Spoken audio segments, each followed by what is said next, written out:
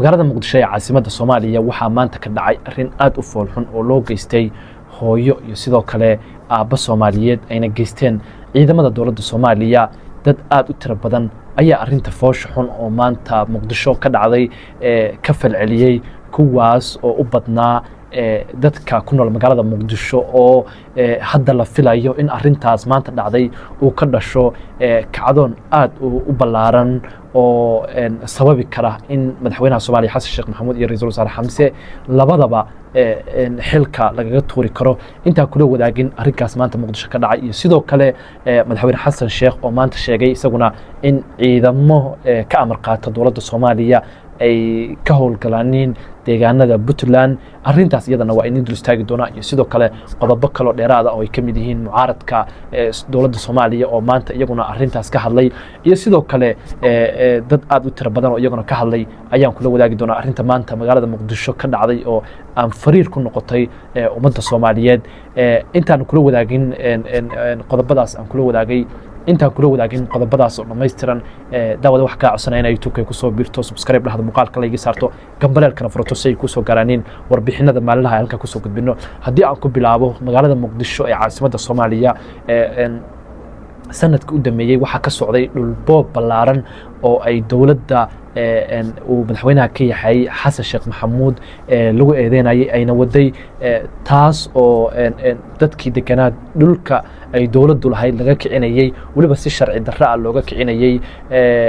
iyagoo aan dhul la siin maadaama ay yihiin dad muwaadiniin ah oo aan dhul haysan oo u badan dad masaakiin ah oo nolol maalmeedkooda la halgamaya, haddana in guryahoodii laga dundumiyo. arrintaas ayaa ka socotay sanadkii u dhameeyay magaalada muqdisho. arrintaas markay soo dhamaatay waxaa magaalada muqdisho ka bilaabatay in dadka bagacadihii iyo guryihii ay lahaayeen dadka rayidka ah ama aandhehe dadka masaakiinta ah lagu qabsado, sidaas oo kalena la dundumiyo, dowladduna ay dhulkaas xoog kula wareegto. maalmihii u dhameeyay oo dhan arrintaas ayaa muqdisho ka taagnayd. aabbe Soomaaliyeed iyo sidoo kale hooyo Soomaaliyeed ayaa maanta iyagoo dhulkoodii jooga ciidamadii dowladda intay ugu yimaadeen ayay si xoog ah ku kaxeeyeen sidaad muuqaaladan ka daawanaysaan, iyo sidoo kale jirdil baa loo geeyey sida muuqaalada ku arkaysaanin oo dadka Soomaaliyeed aad uga naxeen in waxa weeye ciidamo Soomaaliyeed ay hooyo iyo aabbo Soomaaliyeed saa u galaaniin ayay dadka Soomaaliyeed aad ugu xumaadeen. waxaana leeyahay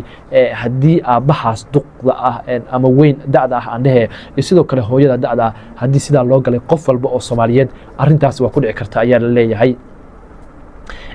waxaana hadda magaalada muqdisho ka socda kacdoonno arrintaas looga soo horjeedo oo ay ka dhalan karto kacdoon bulsho oo isku bedeli kara haddii aysan dowladdu sida ugu dhaqsiyaha badan uga jawaabin, isku bedeli kara kacdoon xilka looga tuuri karo ra'iisul wasaaraha dalka iyo sidoo kale madaxweynaha dalka haddii aan arrintaas laga jawaabin. saraakiish iyo sidoo kale ciidamadii arrintaas ku lug lahaydna labadaba aan la soo qaban. dhanka kale madaxweyne Xasan Sheekh Maxamuud haddii aan arrintaas ku sii soconno maanta galabta casarkii waxaa magaalada muqdisho ka dhacay dagaal u dhexeeya mucaaradka iyo sidoo kale ciidamada booliiska Soomaaliyeed. mucaaradka oo ay ka mid yihiin madaxweynihii hore ee dalka Sheekh Shariif iyo sidoo kale ra'iisul wasaarihii hore ee dalka Khayre ayaa mid ka mid ah saldhigyada magaalada muqdisho waxa ay ku booqdeen sida ay sheegeen ayay rabeen inay ku booqdaan aan dhehe dadkii maanta jirdilka loo geystay, balse ciidamada booliiska ayay kala kulmeen xabad iyo sidoo kale in halkaa uu ka dhasho dagaal aad u xoog badan oo ay ka dhalatay dhimasho iyo sidoo kale dhaawacba. waxaana halkaa lagu dilay mid ka mid ah ilaaladii ra'iisul wasaare Khayre, waxaana halkaa lagaga gubay gawaaridiisii ilaalada mid ka mid ah. sidoo kale Sheekh Shariif ayaa gawaari uu leeyahay halkaas ku soo gaaray burbur. dhanka kale waxaa la sheegayaa in dhaawacyo badan ay arrintaasi ka dhalatay, hubka noocyadiisa kala duwan ayaana arrintaas maanta dagaalkaas aan dhehe la isku adeegsaday. madaxweynaha Soomaaliya haddii aan u imaado Xasan Sheekh Maxamuud oo maanta waraysi siiyey warbaahinta SBC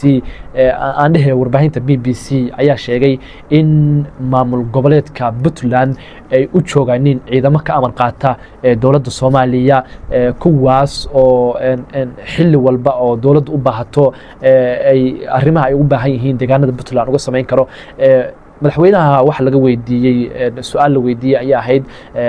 qayb ma ka qaadateen dagaalada ka socda buuraha calmiskaad ee lagula dagaalamayo kooxda argagixisada daacish waxa uu sheegay in ay qayb weyn ka qaateen